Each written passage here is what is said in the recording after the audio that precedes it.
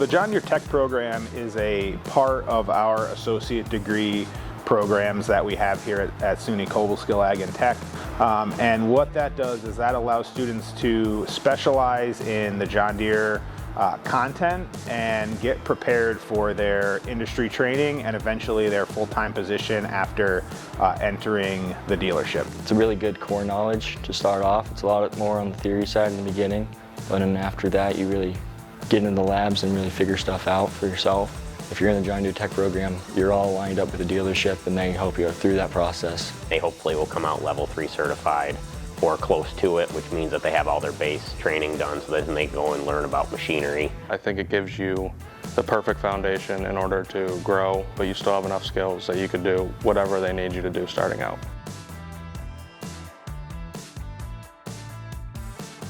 In our lab settings, students will be working on agricultural equipment, construction equipment. We really teach on a systems level here.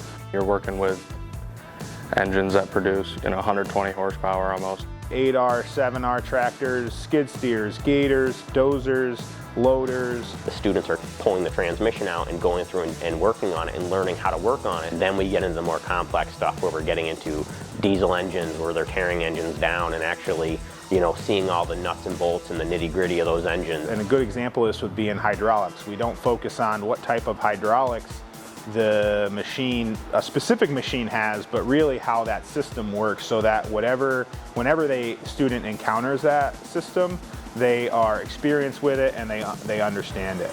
He had a former student, he was a graduate my second year here. They had a machine actually that had been to dealer after dealer after dealer. One of the skills he learned here, it was an issue with blowing a fuse. It's going through that process of while the fuse is blown, how do I diagnose to find, well, why is the fuse blowing? Probably thousands of dollars has been spent on it at the time.